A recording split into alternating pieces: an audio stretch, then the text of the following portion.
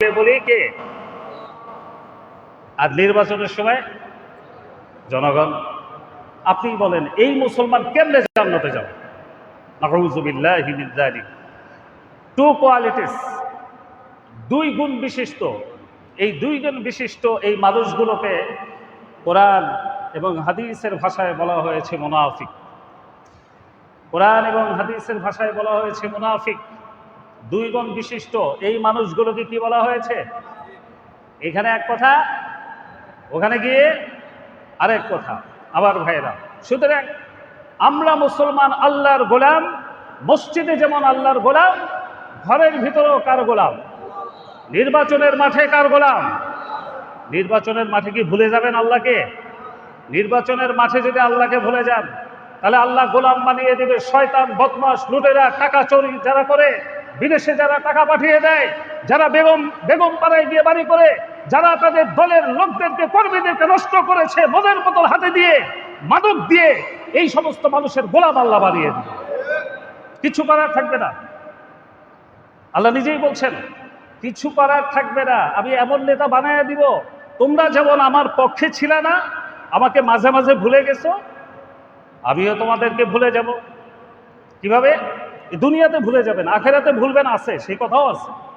দুনিয়াতে ভুলে যাবেন। ইল্লা ইল্লা তানফিরু ইউআযিবুকুম আযাবান আলীমা ওয়া ইস্তাবদিল কওমান গায়রাকুম ওয়া লা তাদুররুহু শাইআ। নাউযুবিল্লাহ। আল্লাহ তাআলা বলছেন, যদি তোমরা কোরআন হাদিসের পক্ষে আন্দোলন না করো, কোরআন হাদিসের পক্ষে কথা না বলো, কোরআন হাদিসের পক্ষে সমর্থন না দাও, কোরআন হাদিসের পক্ষের লোকদেরকে যদি দাওয়াতি কাজ করার সুযোগ করে না দাও, কোরআন হাদিসের পক্ষের লোকদেরকে যদি প্রার্থী না বানাও, কোরআন হাদিসের পক্ষের লোকদেরকে যদি সুযোগ না দাও, তাদের বিরোধিতা করো, তাহলে এমন একজন নেতা তোমাদের উপরে আমি চাপিয়ে দিব, এমন একজন অভিভাবক তোমাদের উপরে চাপিয়ে দিব, যে তোমাদেরকে 12টা বাজিয়ে ছাড়বে, তোমরা তার কিছুই করতে পারবে না। কথা বোঝেন নাই? কোরআন হাদিসের পক্ষের লোক আছে না নাই? নাকি সব ইমাম সাহেব? কোরআন হাদিসের পক্ষের লোক সব হইলে ইমামতি করে, মুয়াজ্জিনি করে, খাদেমগিরি করে, মাদ্রাসার হুজুর, প্রিন্সিপাল, এরাই শুধু, আর কোথাও নাই? আছে না নাই? কোরআনের জয় হচ্ছে কি হচ্ছে না? কোরআনের জয় হচ্ছে কি হচ্ছে না? কোরআনের পক্ষের লোকদের সমর্থন আছে কি নাই? বাড়ছে না কমছে? এখনো যদি সাথী হতে না পারেন, তাহলে এমন এক ব্যক্তিকে, এমন এক গোষ্ঠীকে আমাদের উপরে আবার চাপিয়ে দিবে, 16 দুগুণে 32 বছর হয়ে যাবে, তাকে নামাতে পারবেন না। আল্লাহ নিজে বলছেন নামাতে পারবা না। আমরা কি চাই? আমরা কি আবারও সেই শোষণের আগুনের মধ্যে জ্বলতে চাই? আমরা কি আবার শাসিত হতে চাই? আল্লাহ আমাদেরকে ফ্রি করে দিয়েছেন, ফ্রিডম লাইফ দিয়েছেন। গোলাম হবো আমরা শুধু আল্লাহ, কোন নেতার গোলাম হতে রাজি না। আপনি যদি আল্লাহর গোলাম হন, তাহলে পৃথিবী হয়ে যাবে ফ্রি। আপনি রাস্তাঘাটে কোনো নেতা খুঁজে পাবেন না, সেও মানুষ, আমিও মানুষ। আর আপনি যদি আল্লাহকে মনিব না বানান, আল্লাহর গোলাম যদি হতে রাজি না হন, তাহলে আল্লাহ করবেন কি জানেন? ওই জায়গায় জায়গায় নেতা বসায় দিবে, হাঁটবেন আর সালাম দিবেন, হাঁটবেন আর কি করবেন? সালাম দিতে হবে। কোনো নেতার সামনে দিয়ে যদি সালাম না দিয়ে যান, নেতা মাইন্ড করবে না? এই ব্যাপারটা কি, ওই যে কেমন কেমন ঠেকতেছে, কেমন কেমন লাগে, সালাম দিল না, আছে না নাই? সুনজরের জায়গায় কুনজর শুরু হয়ে যাবে। ব্যবসা করতে পারবেন না, বসবাস করতে পারবেন না, আপনার স্ত্রী, আপনার মেয়ে, তাকে নিয়ে টেনশন শুরু হয়ে যাবে। সুতরাং আমরা নামাজের মধ্যে বলি ইহদিনাস সিরাতাল মুস্তাকিম। আমরা নামাজে কি বলি? ভাইজান বলেন না, কি বলেন? ইহদিনাস সিরাতাল মুস্তাকিম। আল্লাহ আমাদেরকে একটা সহজ রাস্তা দেখায় দাও তো। এর অর্থ হচ্ছে আল্লাহ আমাদেরকে একটা easy way, please show us A easy way that we continue our life. আমরা যেন আমাদের জীবনটাকে সুন্দরভাবে নিয়মিত করতে পারি, একটা ইজি ওয়ে দেখাও। এবার আল্লাহ তাআলা জবাব দিচ্ছেন। কে জবাব দিচ্ছেন? আল্লাহ, আমি না। আল্লাহ তাআলা বলছেন ওয়া আনি'বুদুনি হাযা সিরাতুম মুস্তাকিম। সুবহানাল্লাহ। আনি'বুদুনি, আমার গোলামি করো। কার গোলামি? আল্লাহর। কার গোলামি? আল্লাহর, মানুষের না, নেতার না, পার্টির না, মেম্বারের না, চেয়ারম্যানের না, ইলেকশন কমিশনারের না, কোনো ব্যক্তির না। গোলামি করতে হবে কার? হাযা সিরাতুল মুস্তাকিম। এটাই সহজ পথ, এটাই হচ্ছে সবচেয়ে ইজি ওয়ে, এটাই হচ্ছে তোমাদের কোড অফ লাইফ, এটাই হচ্ছে তোমাদের জীবনের একটা সুন্দর ব্যবস্থা, আমার গোলামিটা। বলেন সুবহানাল্লাহ। যে একটা বললাম, এ একটা কোথায় আছে? ওয়া আনি'বুদুনি হাযা সিরাতুম মুস্তাকিম কোথায় আছে? সূরা ইয়াসিন। সূরা ইয়াসিনের নাম শুনেছেন? ইয়াসিন কার নাম? হ্যাঁ, মুহাম্মদুর রাসূলুল্লাহ সাল্লাল্লাহু আলাইহি ওয়াসাল্লামের নাম ইয়াসিন। তাহা। বলেন সুবহানাল্লাহ। সূরা ইয়াসিনের মধ্যে আল্লাহ তাআলা বললেন, আমার গোলামি করো, লাভ আছে। আমার গোলামি করলে কি হবে? আমি তোমাদের উপরে এমন প্রতিনিধি পাঠাবো, যে প্রতিনিধি তোমাদের অধিকার নিয়ে তোমাদের দ্বারে দ্বারে, তোমাদের দরজার সামনে গিয়ে নক করবে, তোমাদের অধিকারগুলো মাথায় ঝুড়ির ভিতরে নিয়ে তোমাদের দরজার সামনে দাঁড়িয়ে বলবে, নক করবে, সালাম ভাই, please open your door, I have come to give you your rights. আমি এসেছি আপনার অধিকার নিয়ে, please take it and free me. আপনি এটা নিয়ে, আপনার অধিকারটা নিয়ে আমাকে বাঁচান। বলেন সুবহানাল্লাহ। এবার সূরা কুরাইশের মধ্যে আল্লাহ রাব্বুল আলামিন বলেন, ফালইয়াবুদু রাব্ব হাযাল বাইতিল্লাযী আত'আমাহুম মিন জু'ইন ওয়া আমানাহুম মিন খাউফ। বলেন সুবহানাল্লাহ। ফালইয়াবুদু রাব্ব হাযাল বাইত। আয়াত পড়েছেন না আপনারা? কোন সূরা? সূরা কুরাইশ। মুসলমান, কোরআনের আইডেন্টিটি এটা আমাদের জানা নাই, কোরআনের পরিচয় আমাদের জানা নাই। আমাদের একটু জানা থাকা দরকার। What is the Quran? কোরআনটা কি? Why the Quran has come to us. Quran কেন আমাদের কাছে এসেছে, এটা জানা দরকার। তো আমরা জানি কোরআন পড়লে সওয়াব হয়। বলেন সুবহানাল্লাহ। একটা বর্ণ পড়লে একটা সওয়াব হয়, ঠিক না বেঠিক? বিশ্বনবী বলেছেন, not only one but it will be increased to 10। বলেন সুবহানাল্লাহ। এটা শুধু একটা সওয়াব হবে তা না, এটা আল্লাহ বাড়িয়ে তোমাদেরকে 10টি সওয়াব দিয়ে দিলেন। কি বললে 10টা সওয়াব হবে? কোরআন পড়লে। কোরআনের একটা বর্ণ যদি পড়েন, ওয়ালি ওয়ান অ্যালফাবেট অফ হলি কোরআন, যদি আপনি কোরআনের একটি বর্ণ পড়েন, আল্লাহ বলেছেন, রসুল বলেছেন যে একটা, আল্লাহ বলেছেন ইয়া রাসূলুল্লাহ তাদেরকে 10টা ঘোষণা করে দেয়। কয়টা? 10টা। সুতরাং সেই কোরআনের সূরা কুরাইশের মধ্যে আল্লাহ তাআলা বললেন, ফালিয়াবুদু রাব্ব হাযাল বাইত। They have to worship lord of this house. তাদের উচিত, এই মানুষদের উচিত, এই মুসলমানদের উচিত, এই মুমিনদের উচিত, এই ঘরের যিনি মালিক, সেই মালিকের গোলামি করা। এই কাবা ঘর আল্লাহ তাআলা বাইতুল্লাহকে উদ্দেশ্য করে বলছেন। আলহামদুলিল্লাহ, আমাদের ইমাম সাহেব হুজুর শেখ খায়রুল ইসলাম হাবিবি হাফিজাহুল্লাহ কিছুক্ষণ আগেও আমার সাথে কথা হয়েছে। উনি মদিনার থেকে এখন কাবাতে আছেন, বাইতুল্লাহতে আছেন। বলেন আলহামদুলিল্লাহ। ওনার পর্ব শেষ, সম্ভবত আসার সময় আরেকবার উমরা করবেন। এরপরে ইনশাআল্লাহ রবিবার বা সোমবার নাগাদ চলে আসবেন আমাদের মাঝে। বলেন ইনশাআল্লাহুল আসিস। তার মাধ্যমে বাইতুল্লাহ সম্পর্কে বহু ফাজাইল, বহু ঘটনা আপনারা শুনবেন, অনেক আলোচনা আপনারা শুনবেন। আল্লাহ তৌফিক দান করুক তার মাধ্যমে শোনার। আমি জাস্ট বলবো যে আল্লাহ তাআলা বলছেন, এই যে বাইতুল্লাহ, এই বাইতুল্লাহর মালিক কে? এই আল্লাহর গোলামি করো, আল্লাহর গোলামি করো, মানুষের না, মানুষের না, নেতার না, নেতার না। তাই লাভটা কি? আল্লাহর গোলামি করলে লাভ কি? আল্লাহর গোলামি করলে আপনি যেই লাভের জন্য, আমি যেই লাভের জন্য নেতাদের পিছনে দৌড়াচ্ছি, এই নেতারা আমাদেরকে কি দেয় শেষ পর্যন্ত? টাকা। কি দেয়? টাকা ছাড়া কি কেউ দৌড়ায়? মিছিলে যদি দেখা যায়, মিছিলে অনেক আন্দোলনকারী, মিছিলকারী, তাদেরকে জিজ্ঞাসা করা হয় কেন আসছেন? অধিকার। কিসের অধিকার? ভাই উনি জানে, আমি জানি না। নাউযু বিল্লাহি মিন যালিক। আছে না নাই? মিডিয়াতে দেখাচ্ছে না? আসছেন কেন? অধিকার আদায়ের জন্য। কিসের অধিকার? উনি জানেন, আমি জানি না, উনি আমারে নিয়ে আসছেন। তা আচ্ছা, কি খাওয়াবে? কি খাওয়াইছে, কি খাওয়াবে? আসার সময় তো বিরিয়ানি খেয়ে আসছে, আবারও বিরিয়ানি খাওয়াবে বলছে। বলেন নাউযু বিল্লাহ। এই তো খাবার আর টাকা, এটা হলেই তো গোলামি নেতার করেন, আমরা করি। কিসের জন্য? টাকার জন্য আর খাবারের জন্য।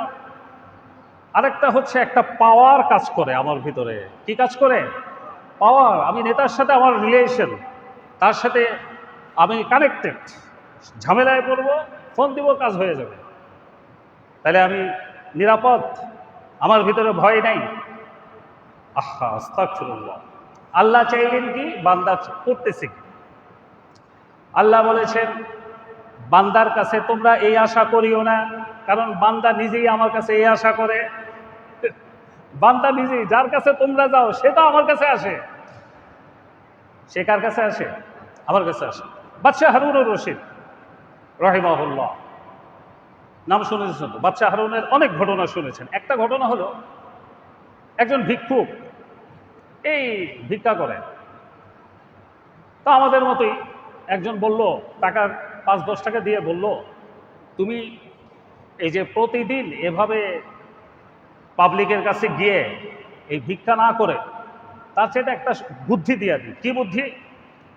বাদশাহ হারুনের কাছে যাও, বাদশাহ হারুনের কাছে গিয়ে ঠিক মতো যদি তাকে ধরতে পারো, হাত পা ধইরা তাকে যদি বুঝাইতে পারো যে আমি অত্যন্ত গরিব, আমার থাকার জায়গা নেই, খাওয়ার জায়গা নেই, স্ত্রী সন্তানদেরকে খাওয়াবো সেই আয়োজন আমার নাই।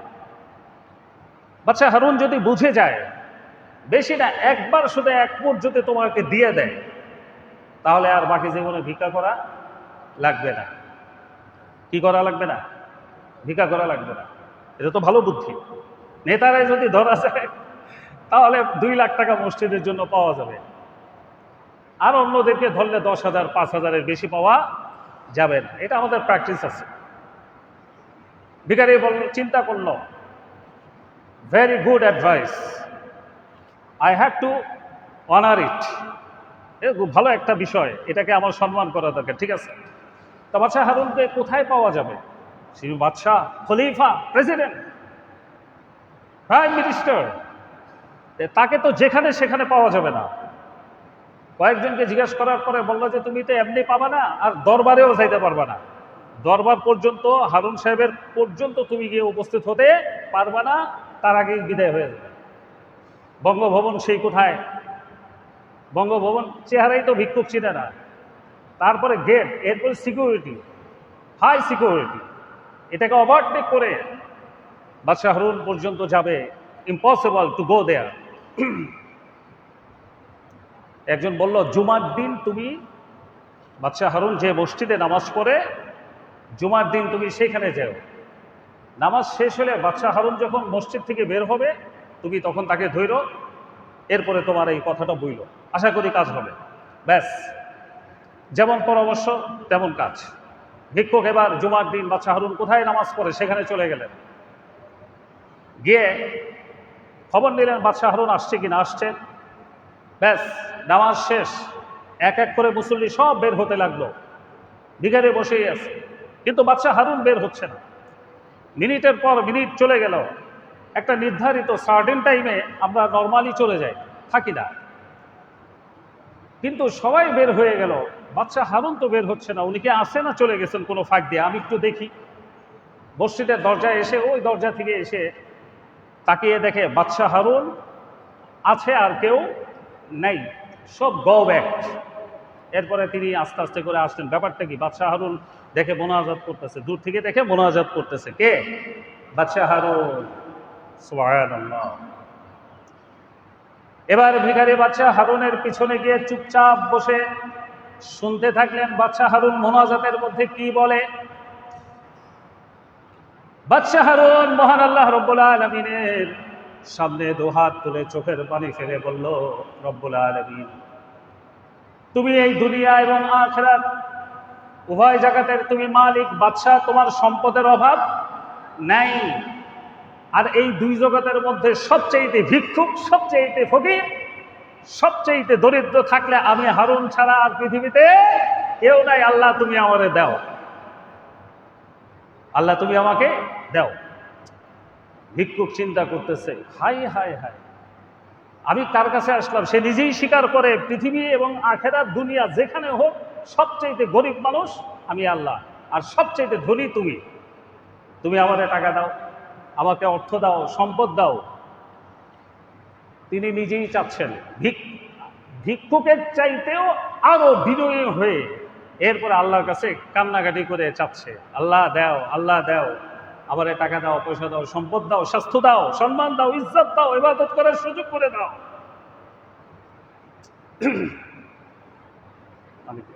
ভিখারির মনটা খারাপ হয়ে গেল। ভিখারির মনটা কি হয়ে গেছে?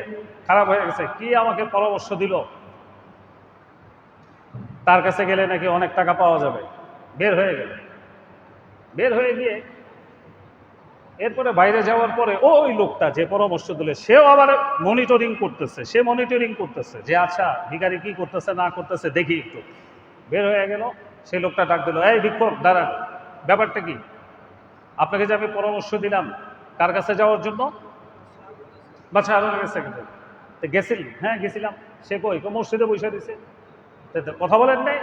কি কথা বলবো? কেন? আমি গিয়ে দেখি আমি আর কি ভিক্ষুক, তার চাইতে বড় ভিক্ষুক হচ্ছে বাদশাহ হারুন। সুবহানাল্লাহ। কেমনে বুঝলেন? আমি আপনাদের কাছে কই, ভাই আমাদের 500 টাকা দেন, চোখের পানি ফেলি না, আর বেশি রিকোয়েস্ট করি না, ভাই আল্লাহর রাস্তায় ভিক্ষা দেন। এটাই তো করে ভিক্ষুকরা, এর বেশি কিছু করে না। তারপরে দুই একজন আছে খুব ঝামেলা করে, অভাব থাকলেও অনেকটা প্রেশার দেয়।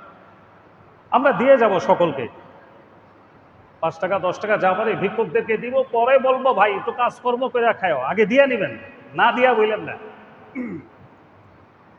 আমি তার কাছে আমি কি চাবো? আমি তো নর্মাল চাই, বাস যা পাই আপনাদের কাছ থেকে হয়, আমার চোখের পানি ফেলা লাগে না, রিকোয়েস্ট করা লাগে না। বাদশাহ হারুন আমার থেকেও এত গরিব যে উনি 2 হাত তুলে আল্লাহর কাছে চোখের পানি ফেলে এমন ভাবে রিকোয়েস্ট করতেছে আল্লাহকে বিনয়ের সাথে, এমন গরিব আমি নিজেও চোখে দেখি নাই। সুবহানাল্লাহ। একটু দুরূদ শরীফ পড়েন, আল্লাহুম্মা সাল্লি আলা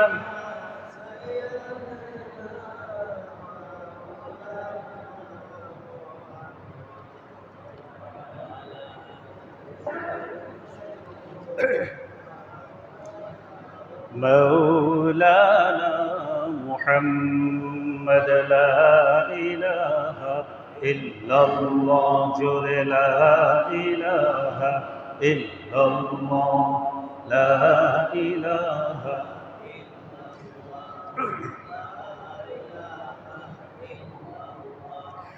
لا إله إلا الله محمد রাসূলুল্লাহ সাল্লাল্লাহু আলাইহি ওয়াসাল্লাম। আমার ভাইরা, সুতরাং বাদশাহ হারুনের মতন ব্যক্তিকে বাদ দিয়ে ভিক্ষুক যদি আল্লাহর কাছে চাওয়া শিখতে পারে, তাহলে নিঃসন্দেহে আমরা ভিক্ষুকদের চাইতে আমাদের মান অনেক ভালো। আমরা মানুষের কাছে চাই না ভিক্ষুকের মতো, তাহলে আমরা আমাদের ব্যক্তিত্ব নষ্ট করে, ইমান নষ্ট করে, আল্লাহর আইনকে নষ্ট করে, নেতাদের পিছনে ঘুরে ঘুরে আমাদের চরিত্র নষ্ট করে, আমাদের ভবিষ্যৎ নষ্ট করে, ইবাদত নষ্ট করে, পরকালকে নষ্ট করে, রাসূলকে বাদ দিয়ে আল্লাহকে বাদ দিয়ে আমরা কেন করব? কথা বোঝেন নাই? আমাদের ইমানের দাম আছে না নাই? কবরে রাখা হবে কি হবে না? রাখার পরে 40 কদম যান আর না যান, 40 স্টেপ নেওয়ার যতক্ষণ সময় এই সময়ের মধ্যে দুজন ফেরেশতা চলে আসবে। আসবে কি আসবে না? নাম কি তাদের? তাদের নাম কি? মুনকার নাকির। আসবেন, এরপরে আমাকে বলবে কিফ, দাঁড়াও, আল্লাহর ইচ্ছায় দাঁড়াও। আমরা উঠে বসবো। এরপরে বলবে মার রব্বুক, what's your, who is your lord? তোমার রব কে? আমাদের রব কে? কিভাবে রব হইল? আমরা কি আল্লাহর গোলামি করি? আমরা কি আল্লাহর গোলামি করি? ফার্স্ট গোলামি হচ্ছে আমরা নামাজি কিনা। যদি আমরা বেনামাজি হয়, সে আল্লাহর গোলাম না। কোনো বেনামাজি আল্লাহর গোলাম না। এটা হলো প্রথম। সেকেন্ড, যে কোনো ইস্যুতে কোরআন হাদিস কি বলে সেই ব্যাপারে আমার আগে সচেতন থাকতে হবে। টেনশন হয় কিনা সেটা হচ্ছে, this is the second symptom of Islam, this is the second symptom of ঈমান। যে কোনো ইস্যুতে আগে আমাকে ভাবতে হবে আল্লাহ কি বলেছেন, রসুল কি বলেছেন। এ ধরনের কি আমাদের ভিতরে কোনো ধরনের ফিলিংস তৈরি হয়? বুঝেন না এই কথা? কোরআন এবং হাদিসের এটা যে কনস্টিটিউশন, কোরআন এবং হাদিস, this is the constitution, the unique constitution for every মুসলমান, এভরি ম্যান। প্রত্যেকটা মানুষের জন্য, এভরিবডি, প্রত্যেকটি মানুষের জন্য কোরআন এবং হাদিস হচ্ছে কোড অফ লাইফ। এটা হচ্ছে সংবিধান, জীবনের নীতিমালা। তা আমি আগে সেখানে খোঁজ করি না। আমি আগে খোঁজ করি আমার নেতা কি বলল, আমার সমাজের প্রধান কি বলল। হবে না। ঈমান ওযু ভঙ্গের যেমন কারণ আছে, আছে না নাই? নামাজ ভঙ্গের কারণ আছে না নাই? রোজা রাখলে রোজা ভঙ্গের কারণ আছে না নাই? ঈমান আনলে ঈমান ভঙ্গেরও কি আছে? এই কারণগুলো ইমাম সাহেবরা বলে না, এই কারণগুলো মাদ্রাসার প্রিন্সিপালরা বলেন না, এই কারণগুলো ওয়াজ মাহফিলের ভালো ভালো বক্তারা, সুরভিত কণ্ঠের বক্তারাও বলতে চান না। ঈমান ভঙ্গের কারণ, this is the best politics. এর থেকে উন্নত রাজনীতি আর হতেই পারে না। এটা বলতে গেলেই ঝামেলা আছে। এটা বলতে গেলে কি আছে? ঝামেলা আছে। আল্লাহ পাক বলতেছেন, আল্লাহ পাক বলতেছেন আল্লাহু ইয়াসিমুকা মিনান নাস। হে নবী, আপনি কোরআনের সমস্ত কথা মানুষের সামনে তুলে ধরুন। কোরআনের সমস্ত কথা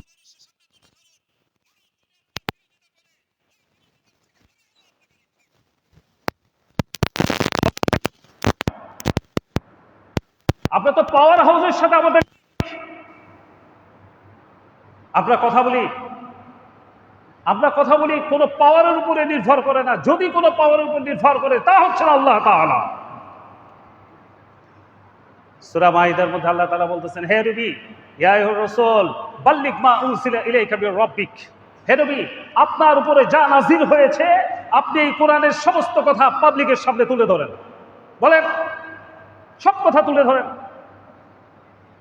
কোনো একটা বাদ দিবেন না। ওয়া ইন লাম তাফআল ফামা বাল্লাগতা রিসালাতা। যদি আপনি কোনো একটা অংশ বাদ দিয়ে যান, কোরআনের কোনো একটা অংশ, তাহলে আপনাকে যে নবী আর রসুল বানিয়ে পাঠিয়েছি, যে দায়িত্ব দিয়ে, যে অ্যাকাউন্টেবিলিটি দিয়ে আপনাকে পাঠিয়েছি, যে দায়িত্বটা দিয়ে পাঠিয়েছি, নবী আর রসুল, no compromise with any man. কোনো ব্যক্তির সাথে, মানুষের সাথে আপনি কম্প্রোমাইজে যাবেন না। সমস্ত কথা জানিয়ে দিন।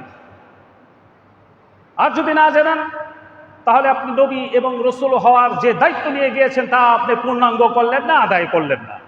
বলেন নাউযুবিল্লাহ। কে বলতেছেন এই কথা? আল্লাহ। কাদেরকে বলছেন? রসুলকে। রসুলকে, আপনাকে আমাকে না। রসুলকে বলছেন আপনাকে আমি পাঠাইছি একটা কাজ দিয়ে। এই কাজ যদি কমপ্লিট না করেন, তাহলে আপনার এই দায়িত্ব যে আপনাকে দেওয়া হয়েছে, এই দায়িত্ব আপনি পালন করলেন না।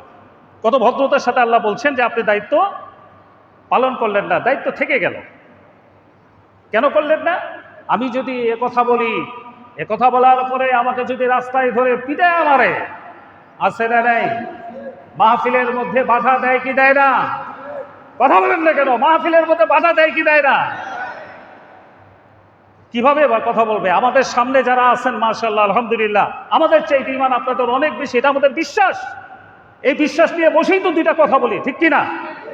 এই আমার বিশ্বাস আপনার বিশ্বাসের যদি পার্থক্য থাকে, ডিফারেন্ট হয়ে যায়, তাহলে আমার ভাইয়েরা, আমরাও কথা বলতে পারবো না।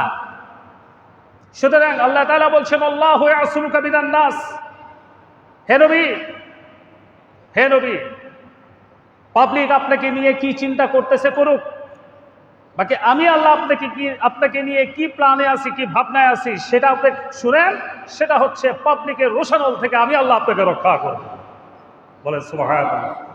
আবার ভাইয়েরা, বিশ্বনবীকে আল্লাহ রাব্বুল আলামিন রাহমাতুল লিল আলামিন করে পৃথিবীতে পাঠিয়েছেন, ঠিক না ঠিক? দেখেন, আমরা এই জনগণ, আমরা এই জনপদবাসী কেমন, আমাদের ক্যারেক্টারিস্টিক, আমাদের বৈশিষ্ট্যগুলো কেমন, খুব আশ্চর্যকর বৈশিষ্ট্য। বিশ্বনবী সাল্লাল্লাহু আলাইহি ওয়াসাল্লাম 40 বছর বয়সে যখন নবী হলেন, এই নবী হওয়ার আগ পর্যন্ত তিনি সমাজের প্রত্যেকটি মানুষের কাছে অত্যন্ত বিশ্বস্ত ছিলেন, ভালো ছিলেন, ভদ্র ছিলেন, কোয়ালিটিফুল ছিলেন, ঠিক না বেঠিক? অ্যাটলিস্ট তাদের পক্ষ থেকে একটি ডেজিগনেশন আল্লাহ তাআলা বের করে নিয়ে আসতেন, একটি পদবি তাদের পক্ষ থেকে আল্লাহ তাআলা বের করে নিয়ে আসতেন। সেই পদবিটা কি, সেই পদ কি, সেই লকবটা কি? আল আমিন। সেই লকবটা কি? আল আমিন। কারা বলছে? আল্লাহ না পাবলিক? কারা বলছেন? বিশ্বনবী যে আল আমিন ছিলেন, এটাকে আল্লাহ বলেছেন না জনগণ বলছে? জনগণ, জনগণ। আল্লাহ বলেন নাই। আল্লাহ বলবেন কোত্থেকে? এটা তো 40 বছর পর্যন্ত হিসাব। আর কোরআন নাজিল হলো কত বছর বয়সে? রাসূলুল্লাহ সাল্লাল্লাহু আলাইহি ওয়াসাল্লামের বয়স এই যখন 40, তখন আল্লাহ তাআলা কোরআন নাজিল করলেন। এই 40 বছর পর্যন্ত সমাজের কাছে, রাষ্ট্রের কাছে, দেশের কাছে, এলাকার কাছে, ওয়ার্ডের কাছে, পৌরসভার কাছে, উপজেলার কাছে, আসনের কাছে বিশ্বনবী সাল্লাল্লাহু আলাইহি ওয়াসাল্লাম ছিলেন আল আমিন, মানে বিশ্বস্ত। আল আমিন মানে কি? বিশ্বস্ত, বিশ্বাসী না, বিশ্বস্ত। প্রত্যেকটা দিক থেকে যাকে বিশ্বাস করা যায়, বলেন সুবহানাল্লাহ। আচরণ, লেনদেন, কথাবার্তা, উপস্থাপনা, চলাফেরা, রিলেশন, সম্পর্ক, আর যা কিছু বলেন সব কিছুতে বিশ্বনবী সাল্লাল্লাহু আলাইহি ওয়াসাল্লাম ছিলেন এই জনগণের কাছে একেবারে গোলাপ ফুলের সাথেও তুলনা দেওয়া ঠিক হবে না। গোলাপ ফুলের তো একটা সার্টেন টাইম থাকে, এটা কিছুক্ষণ পরে শেষ হয়ে যায়। আপনার রজনীগন্ধার স্টিকগুলো কতদিন রাখবেন? 1 দিন, 2 দিন, 3 দিন, এরপরে কি করে? ফেলে দেয়। আমার নেতার চরিত্র কিসের মতো? ফুলের মতো পবিত্র। তৃতীয় লাইনটা আমি বলবো না, ওইটা আমার উদ্দেশ্য না। আমার নেতার চরিত্র ফুলের মতো পবিত্র। আমার নবীর চরিত্র ফুলের সাথে তুলনা হয় না। কারণ ফুলের একটা নির্দিষ্ট সময় পরে এটা কি হয়ে যায়? শাটডাউন হয়ে যায়, এটা বাতিল হয়ে যায়, এটা থাকে না। এর পাপড়িগুলো শুকিয়ে শেষ, পরে কি করে? ফেলে দেন। বর্তমান অনেক লিডারশিপের আচরণটা এমনই, নির্বাচনের আগে একরকম, নির্বাচনের পরে আরেক রকম। তো কোনো একটা নির্বাচন, গতকালকের আগের 2-1 দিন আগে একটা নির্বাচন হয়েছিল না? আচ্ছা, সেখানে একজন লিডার বলতেছিলেন ইশতেহার, যেটা মানে আমাদের উদ্দেশ্য, আমাদের পদক্ষেপ বা আমরা কি কি করব, ছাত্ররা যখন তুলে ধরলো, তো বললো যে আপনাদের এই অবস্থা কেন? বললো যে আসলে আমরা যে ইশতেহার দিয়েছি সেই ইশতেহার অনুযায়ী আমরা পরে কাজ করব কিনা সন্দেহ আমাদেরই আছে। আমাদেরই কি আছে? রাস্তাঘাট করে দিব, ব্রিজ করে দিব, সবাই প্লেন দিয়ে চলবেন, হেলিকপ্টার দিয়ে চলবেন, কেউ পায়ে হাঁটবেন না। এই নানান ইশতেহার থাকে, নানান আইটেম, সব জায়গায় আছে না নাই? কিন্তু বলে যে আমরাই তো আমাদের ইশতেহার বাস্তবায়ন করব কিনা আমরাই বিশ্বাস করি না। এটা পাবলিক তো বুঝে গেছে, এই জন্য আমরা যেতে পারি না, আল্লাহর ইচ্ছা, আলহামদুলিল্লাহ। তো বিষয়টা হলো বিশ্বনবী সাল্লাল্লাহু আলাইহি ওয়াসাল্লাম, আল্লাহ তাআলা আমাদের জন্য তাকে রাহমাতুল লিল আলামিন করে পৃথিবীতে পাঠিয়েছেন। তিনি আমাদের জন্য রহমত স্বরূপ, বলেন আলহামদুলিল্লাহ। মুসা আলাইহিস সালাতু ওয়াস সালাম কি রহমত স্বরূপ ছিলেন? ঈসা আলাইহিস সালাতু ওয়াস সালাম কি তার উম্মতের জন্য রহমত ছিলেন? আদম আলাইহিস সালাম কি তার উম্মতের জন্য রহমত ছিলেন? জাতির পিতা সাইয়্যিদনা ইব্রাহিম আলাইহিস সালাম তার উম্মতের জন্য কি রহমত ছিলেন? কোরআনেও নাই, হাদিসেও নাই, বলেন আলহামদুলিল্লাহ। পাবলিকের জন্য রহমত স্বরূপ ছিলেন কে? মুহাম্মাদুর রাসূলুল্লাহ সাল্লাল্লাহু আলাইহি ওয়াসাল্লাম। চিৎকার দিয়ে বলেন আল্লাহু আকবার। He is our leader, he is the our leader. আমাদের নেতাকে, আমাদের নেতাকে মুহাম্মাদুর রাসূলুল্লাহ। আপনারা বলবেন হুজুর এটা কি বললেন? হ্যাঁ, আমি বলিনি, আমাদের নবী বলছেন। আপনারাও বলেন, আপনারাও মাঝে মাঝে বলেন আমাদের নেতা নবী। ভাই আপনারাও বলেন, কেমনে বলেন? আমরা মিলাদ পড়ি না? মিলাদ পড়ি তো, দুরূদ শরীফ পড়ি না? পড়েন আল্লাহুম্মা সাল্লি আলা সাইয়্যিদিনা মাওলানা মুহাম্মদ ওয়া আলা আলি সাইয়্যিদিনা মাওলানা মুহাম্মদ। এর ভিতরেই আমরা আমাদের নবীকে নেতা বলেছি। বিশ্বাস হয়? আল্লাহুম্মা সাল্লি আলা, তারপরে কি? সাইয়্যিদিনা। আল্লাহুম্মা সাল্লি আলা, এই যে সাইয়্যিদিনা, সাইয়্যিদুন, এখানে যারা আলেম ওলামা যদি থাকেন আলহামদুলিল্লাহ, সাইয়্যিদুন শব্দের অর্থ হচ্ছে লিডার। সাইয়্যিদুন মানে কি? লিডার। এখানে একজন ব্যক্তির লিডার কয়জন থাকে? একজন ব্যক্তির লিডার কয়জন থাকে? একজন। এজন্য ইসলামী দলগুলো তাদের প্রধানকে লিডার বলে না, কি বলে? আমির। আমির। কেন এই শব্দ শুনেন নাই? কি বলে? আমির। No leader but you are a আমির। আপনি কিসের লিডার? আমি আপনার নেতৃত্বে চলি না, আপনি যার নেতৃত্বে চলেন আমিও তার।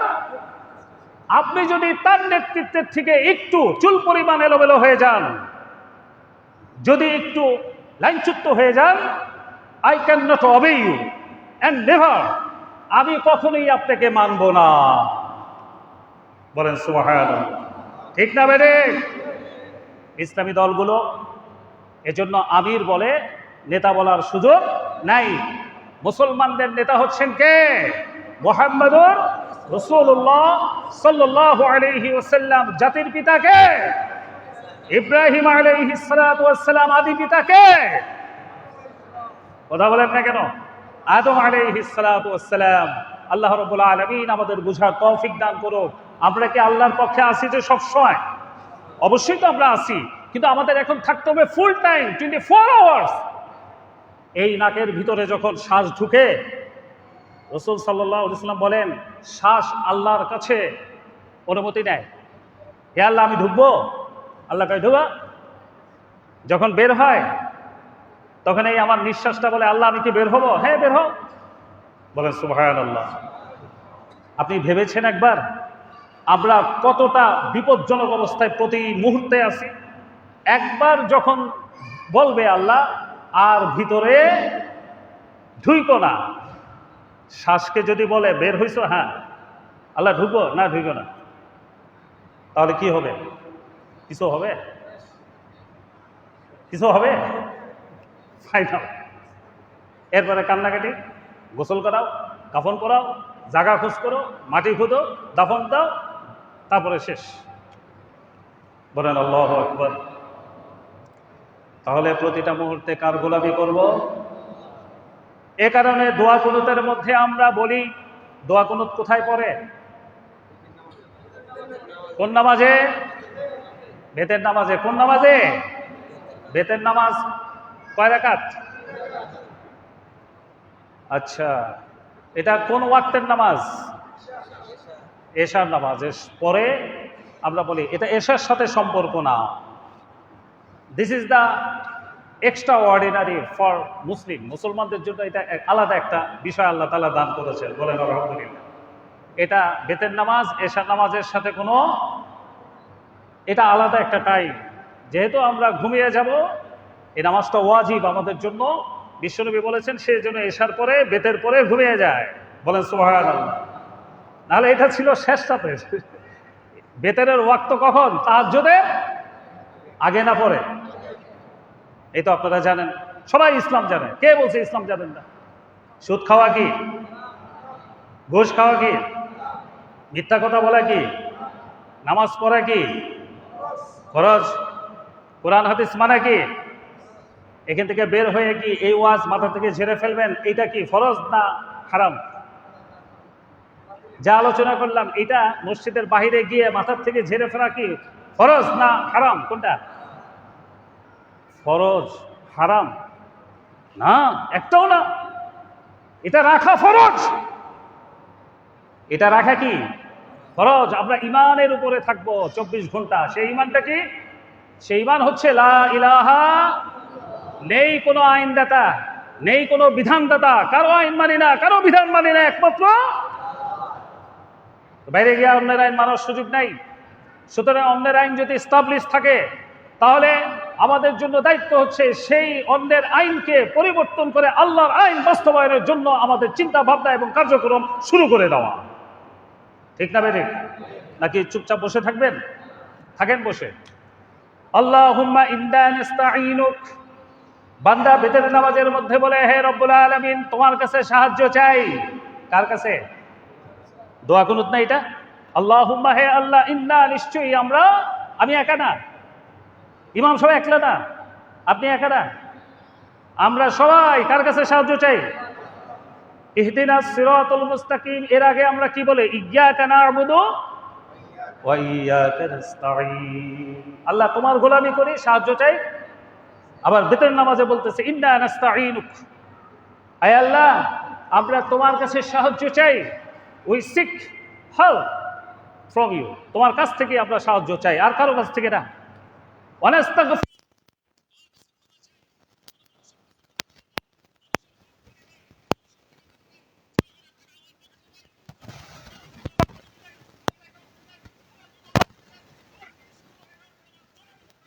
তাদের কাছে আমার ক্ষমা চাওয়ার ইশারাই, যদি ভুল হয়ে থাকে তাদের কাছে ক্ষমা চাইলাম, কিন্তু তুমি যদি আমাকে মাফ না করো,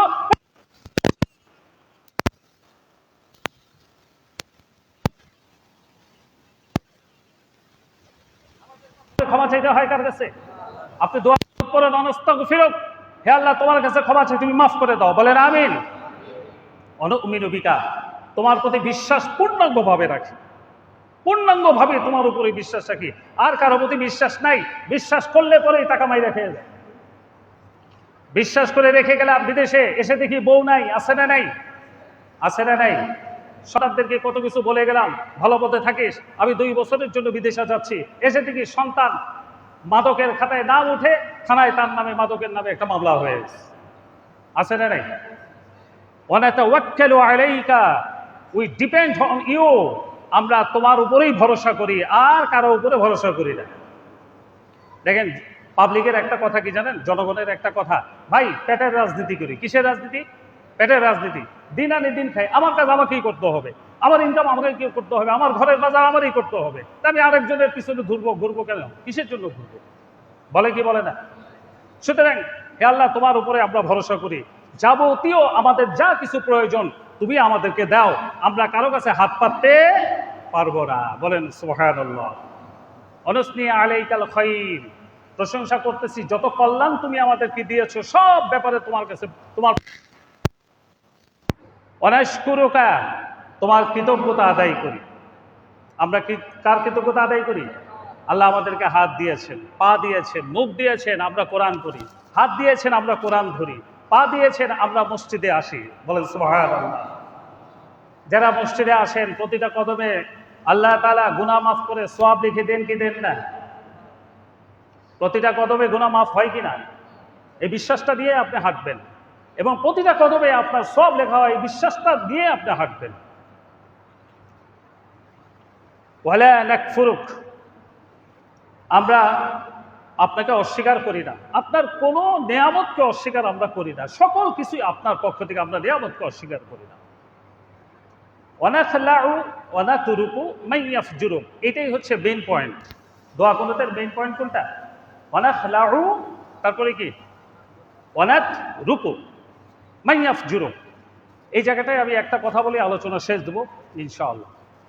ওয়ানাখলাউ, আমরা মুক্ত হয়ে গিয়েছি, অনাতরুকু আমরা ত্যাগ করেছি, বাদ দিয়ে দিছি। কাদেরকে? মান ইয়াফজুরুকা, হে আল্লাহ যারা তোমার বিরোধিতা করে, যারা তোমার, এদের সাথে আমাদের আর কোনো সম্পর্ক। ভাই বিশ্বাস না হলে বাংলাদেশের যে কোনো আলেমকে এই অর্থটা বলবেন, ভাই এটাকে এটাই অর্থ হুজুর? বাংলাতে লেখা আছে, বাংলাতে আছে না? তর্জমা লেখা আছে না? ট্রান্সলেশন ইন বেঙ্গলি আছে না? আপনারা সেখানে দেখবেন, যারা আপনার বিরোধিতা করে, যারা আপনার পক্ষে থাকতে চায় না, তাদের সাথে আমাদেরও কোনো সম্পর্ক। ভাই এটাকে, এই কথাটাকে আপনি কিভাবে নেবেন বলেন? কিভাবে নেবেন? আসুন ভাইয়েরা, আমরা ভালো হয়ে যাই। কি হয়ে যাই? আমরা ভালো হয়ে যাই, বুঝি আমরা নামাজের মধ্যে কি পড়ি না না পড়ি। We have to understand it. আমাদের জন্য উচিত এটা বুঝা। আমি প্রথম জুমায় বলেছিলাম, নামাজ হচ্ছে একটা মিটিং। নামাজটা কি? একটা মিটিং। কার সাথে? আপনি দাঁড়াচ্ছেন আর 2 রাকাত করে চলে গেলেন, টের পাইলেন না, এটা আমাদের জন্য বাউন্ডিং হয়ে যায়, একটা আমাদের জন্য বার্ডেন হয়ে যায়। এটা আমাদের বোঝা, নামাজটা পড়তে হবে। এসা ঘুম চোখে না, এসা নামাজ জয়সা, আচ্ছা নামাজটা পড়ে আবার তারপর গিয়ে ঘুম আসবে, এই যে। অথচ সাহাবে ইকরামরা নামাজের জন্য কখন নামাজের সময় হবে আবার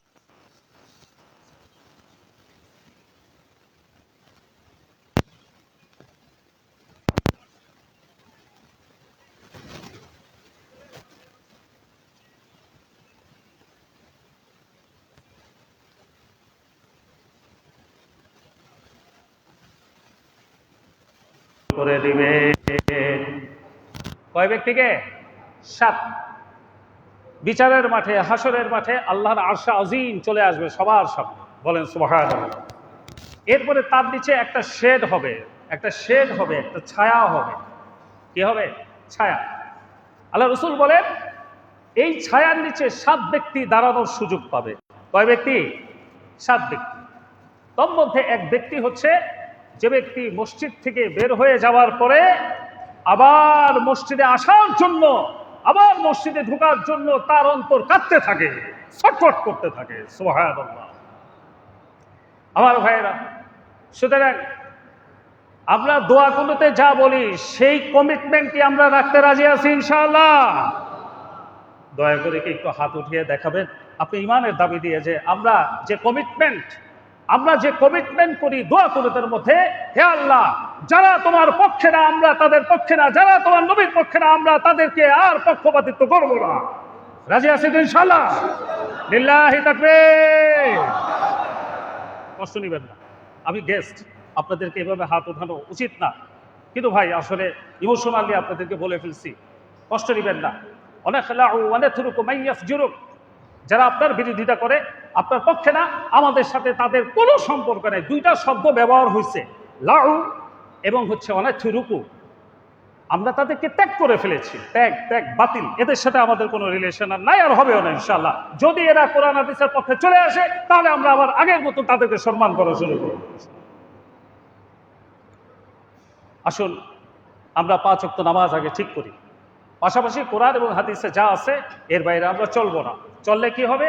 এই পৃথিবীটাই আমাদের জন্য জাহান্নাম হয়ে যাবে। এই পৃথিবী কি হয়ে যাবে? কোরআন হাদিসের প্রত্যেকটা জায়গায় পূর্ণাঙ্গভাবে মানতে হবে। একটু মানবেন আর একটু মানবেন না, এগুলো চলবে না, এগুলো চলবে না।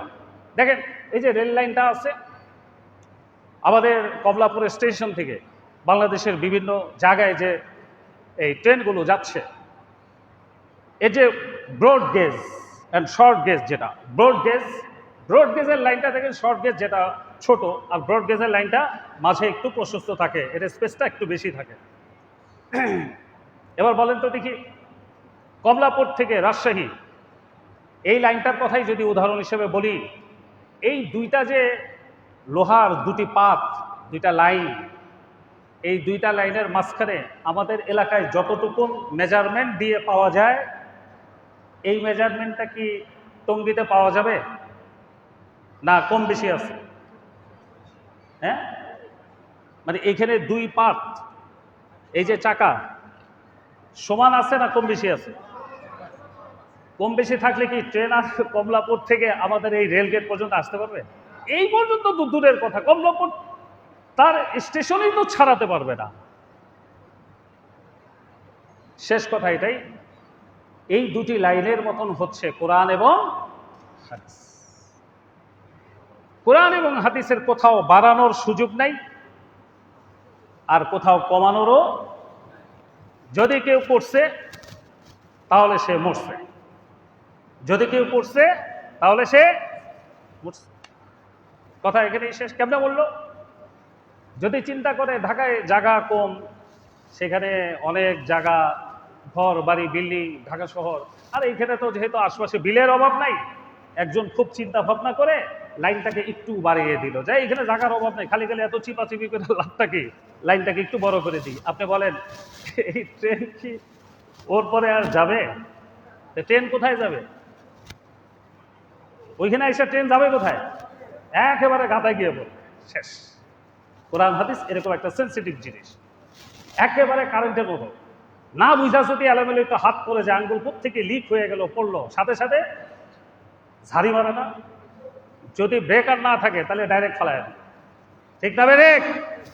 কোরআন হাদিসের প্রত্যেকটি আইন, প্রত্যেকটি কনস্টিটিউশন, প্রত্যেকটি প্রিন্সিপাল সেম দিস, একেবারে এরকম।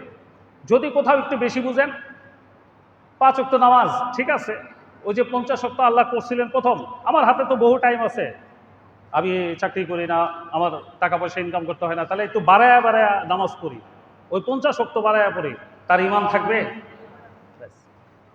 ইমান থাকবে না। কেউ যদি চিন্তা করে ঈদের দিন রোজা রাখা আল্লাহ রসুল নিষেধ করেছেন, ঠিক না বেরে? 30 দিন রোজা রেখেছি, আরে একটা দিন রাখি, ইমান থাকবে? এত আবেগ দিয়ে ইসলাম চলে না। আবেগ দিয়ে কি চলে না? ইমোশন ইসলামে মান নাই। ইসলামের মধ্যে ইমোশনের কি নাই? কোনো মান নাই, কোনো দাম নাই। আবেগ দিয়ে সংসারও তো চলে না, চলে প্রেম চলে না, ভালোবাসা চলে না আবেগ দিয়ে। আবেগ দিয়ে কোনো কিছু হয় না। আবেগ একটা ফাও জিনিস মানুষের জীবনে, ঠিক কিনা? সারা রাত আপনি নামাজ পড়লেন, আল্লাহ কি সারা রাত নামাজ পড়তে বলছে? আল্লাহ তাআলা বললেন, ইয়া আইয়ুহাল মুযাম্মিল কুমিল লাইলা ইল্লা কলিলা। হে নবী, ঠিক দাঁড়ান, উঠেন, আপনি রাত্রির কিছু অংশের জন্য দাঁড়ান, পুরো অংশ না, পুরো অংশ না। বলেন সুবহানাল্লাহ। তাইলে আমাদের 12টা বাজতো, রাতে আর ঘুম আসার সুযোগ থাকতো না। আল্লাহ তাআলা বোঝার তৌফিক দান করুন, বলেন আমিন। দোয়া কুনুতের মতো করে আমরা জীবন চালাতে রাজি আছি তো ইনশাআল্লাহ? আল কোরআন যেখানে, আল কোরআন নাই যেখানে, আমরাও নাই, শান্তি নাই, রহমত নাই। কোরআন নাই যেখানে, রহমত নাই, অশান্তি সব সেইখানে। এই বিশ্বাসের সাথে আপনাদের কাছ থেকে আমি একজন গেস্ট হিসেবে আজকে আপনাদের ইমাম সব ফোন দিয়েছিলেন, আমিও দোয়া করি, আমরা দোয়া করবো তার জন্য, আল্লাহ যেন তার উমরাকে কবুল করেন, এবং আমাদের জন্য যা কিছু তিনি ওখানে দোয়া করেছেন, আপনারা দোয়া চেয়েছেন না তার কাছে? আল্লাহু আকবার।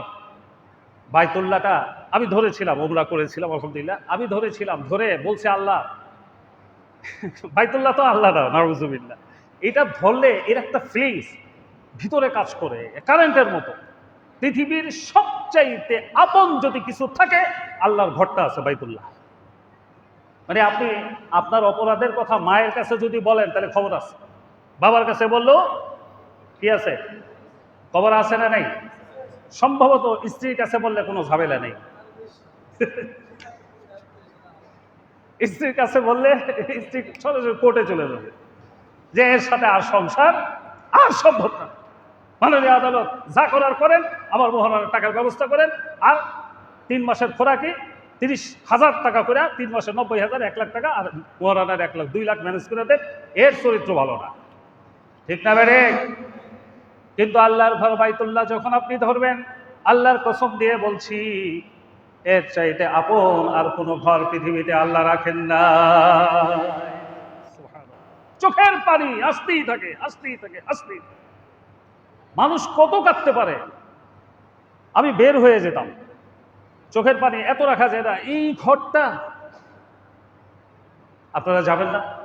উমরাটা করে আসেন, উমরা উমরা উমরা ভাই, সব এক জিনিস, ইবাদত এক বিষয়। আল্লাহর ঘরটাকে ধরলেন না, সেটা কোন বিষয় জানেন?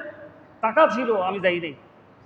আহা, ওমরাটা করে আসেন। 1,12,000 কি 13,000 টাকার মধ্যে আশা করা যায় যে ইনশাআল্লাহ আপনি গিয়ে আবার চলে আসবেন, 3 বেলা খাবার আপনার রুমের সামনে চলে আসবে। বলেন আলহামদুলিল্লাহ। কত টাকা? 1,11,12, 13, 14, 15-র মধ্যে ওমরা। আপনি 15 দিন, 7 দিন মক্কাতে থাকবেন আর 7 দিন কই থাকবেন? মদিনাতে। রাসূলুল্লাহ সাল্লাল্লাহু আলাইহি ওয়াসাল্লাম রওজার পাশ দিয়ে যাবেন আর দেখবেন একটা ছিদ্র আছে। কি আছে? ছিদ্র আছে ভাই। দাঁড়াতে দেয় না তো, পুলিশ আছে। ইমোশনাল হয়ে যাওয়া লাগে। আপনি ছিদ্র দিয়ে তাকাবেন, এই আশা আছে না নাই? কার কার আছে একটু দেখান তো ইনশাআল্লাহ। আল্লাহ কবুল করে নাও, বলে না আমি। বাইতুল্লাহটা ধরবেন, আহা, বাইতুল্লাহটা ধরে চোখের পানি ফেলবেন। মনে হয় কি জানেন, আল্লাহ তার কুদরতি হাত দিয়ে আদর করতেছে। সুবহানাল্লাহ। আমার বান্দাটা অনেক দূর থেকে আসছে, কষ্ট করে জমি বিক্রি করে টাকা পয়সা রেডি করে তারপরে আসছে আমার কাছে। এ আমার শুধু মেহমান না, ওয়া আহলুল্লাহ, সে আল্লাহর পরিবারের সদস্য। বলে না আল্লাহ আপনাদের তৌফিক দিক, আপনাদের গুনাহ মাফ করুক। আল্লাহ তাআলা আপনাদেরকে কোরআন হাদিস রিডিং করার, অর্থ পড়ার তৌফিক দান করুক। প্রতিদিন একটা করে আয়াত পড়বেন, একটা আয়াতের তর্জমা সহ পড়বেন। ওমা তৌফিকি ইল্লা বিল্লাহ।